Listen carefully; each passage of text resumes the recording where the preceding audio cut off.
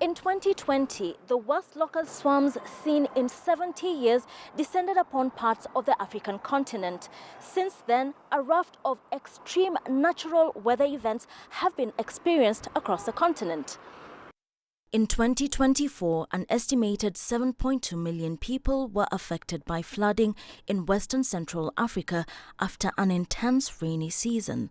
1.6 million people were affected in Kenya, Ethiopia and Somalia by the El Niño weather phenomenon, which intensified the rainy season. 6 Southern African countries declared drought a national disaster. Scientists attribute these extreme weather events to the effects of climate change in Africa. It has seen African leaders join hands in searching for solutions. African environment ministers under the umbrella of AMSEN concurred that Africans from all geographies on the continent suffer the same extreme weather events. They also resolved the idea around working together and coming together to provide this unified African front, noting that Africa has everything to lose if climate action efforts are at cross purposes.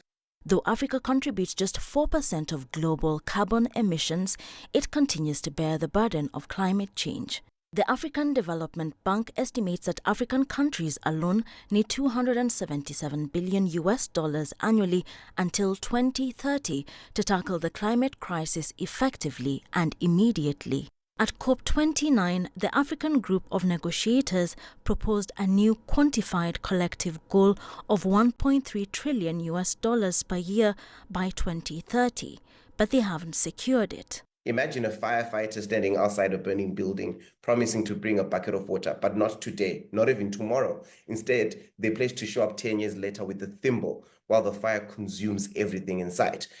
Experts say the money would go towards building early warning systems for Africa's climate adaptation, preventing further destruction and building resilience.